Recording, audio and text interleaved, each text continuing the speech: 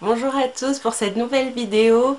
Donc aujourd'hui, comme je vous l'ai promis depuis il y a un certain temps maintenant, je vais vous montrer comment décolorer des mèches de tissage. Donc j'en ai profité comme j'ai commandé des nouvelles mèches sur le site Mesh4You, dont je vais vous parler un peu plus longuement. Du coup j'en ai profité, j'ai acheté un kit de décoloration et dans la vidéo qui suit, je vais vous montrer comment je décolore. En fait, les mèches, quand je les ai, elles étaient noires, donc très foncées. Et du coup, en fait, moi, ce que je voulais, c'était un brun assez profond. Mais j'ai préféré décolorer mes mèches et ensuite une autre coloration par-dessus pour obtenir un joli brun. Donc là, bon, c'est vrai qu'avec la caméra, on voit pas trop, mais au soleil, à la lumière naturelle, mes cheveux, donc effectivement, sont brun foncé, mais ils ont des reflets très chauds.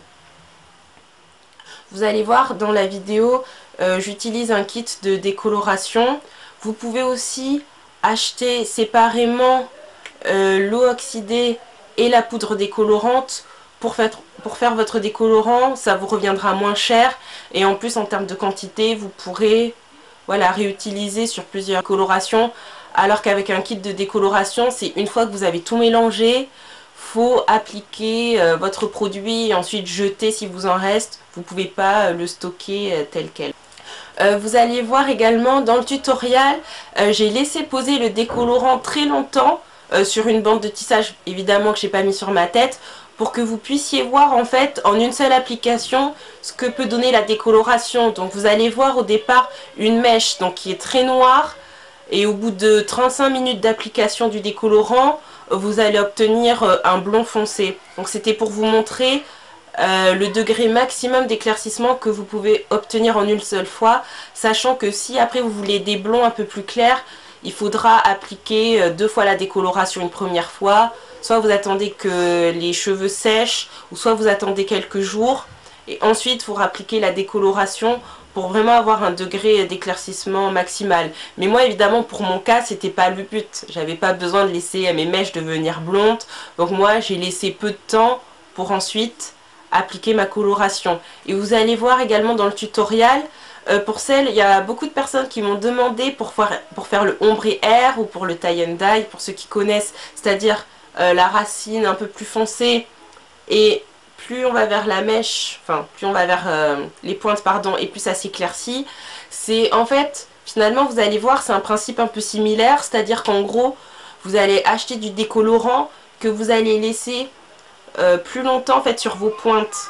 Donc par exemple pour celles qui ont déjà par exemple des mèches brunes ou marron et qui veulent juste se faire des mèches très claires au bout, il suffira de laisser poser votre décolorant plus longtemps sur vos pointes.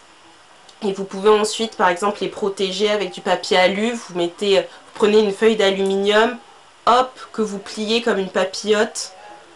Là où vous avez posé votre décolorant pour bien marquer la séparation. Mais vous allez voir ça en image. C'est assez simple à réaliser. Ensuite, concernant les mèches, parce que ça aussi, on me pose souvent des questions. Donc cette fois-ci, j'ai commandé mes mèches sur le site Mesh4You, donc des mèches brésiliennes. J'ai 3 paquets. Alors là, c'est un paquet de 22 pouces. C'est 55 cm, donc c'est très long. Voilà. Ça arrive jusque là. Posé à la nuque. Ensuite un paquet de 20. Et pour terminer un paquet de 18. Et là en fait tout devant j'ai coupé pour quand même donner un peu de structure au visage. Mais 18 pouces, voilà. Posé ici, c'est long comme ça, 18 pouces. Donc voilà, 3 paquets pour vous voyez un certain volume. Sachant que moi je suis assez grande de taille, je fais plus d'1,70 m. J'ai quand même une grosse tête, donc du coup il me fallait quand même 3 paquets pour avoir quand même un volume qui fasse assez naturel. Mais pour la majeure partie des personnes, pour celles qui ne savent pas exactement quelle longueur de mèche choisir, c'est intéressant en fait, ils vous expliquent suivant votre taille, c'est-à-dire moins d'1,60 m, entre 1,60 m, 1,70 m et plus d'1,70 m, ils vous montrent à peu près le rendu de la longueur, c'est-à-dire ça, ils vont vous montrer un paquet de 20 pouces, jusqu'où ça va arriver, etc. Donc du coup, effectivement, suivant votre taille, ce qui est important, vous allez pouvoir choisir de manière plus adéquate vos mèches. Moi, comme je vous l'ai expliqué, je fais plus d'1m70, donc je suis assez grande.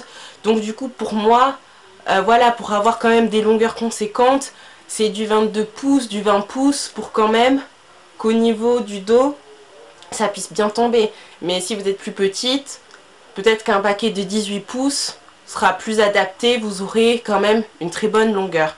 Donc pour le choix des mèches, effectivement, tenir compte de votre taille, c'est très important. Au niveau de la qualité du rendu, donc ce sont des mèches Rémi R, bon, plus communément appelées mèches brésiliennes, bien qu'on sait que ce ne sont pas des mèches qui viennent du Brésil, ça n'a rien à voir, donc en fait ce sont des mèches indiennes.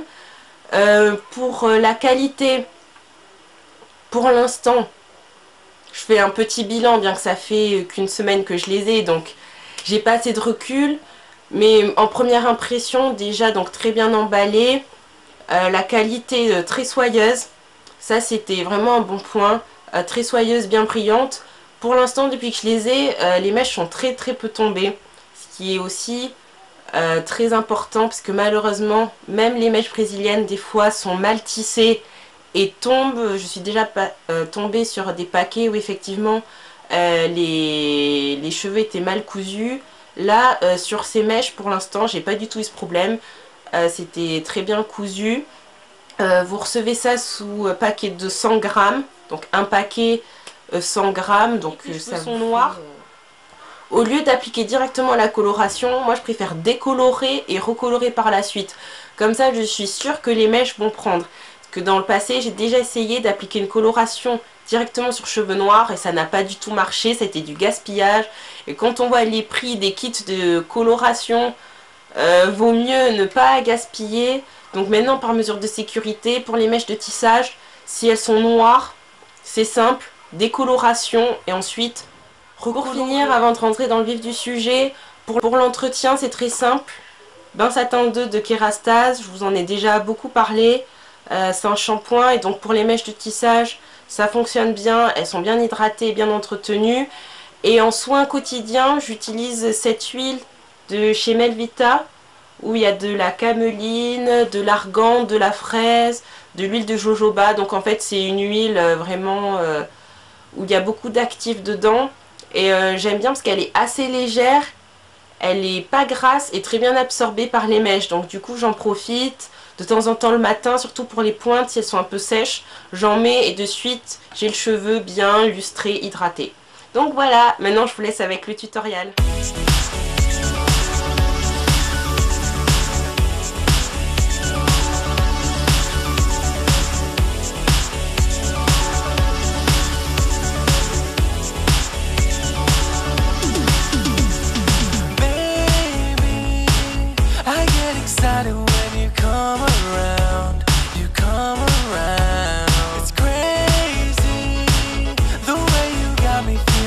Upside down, upside down.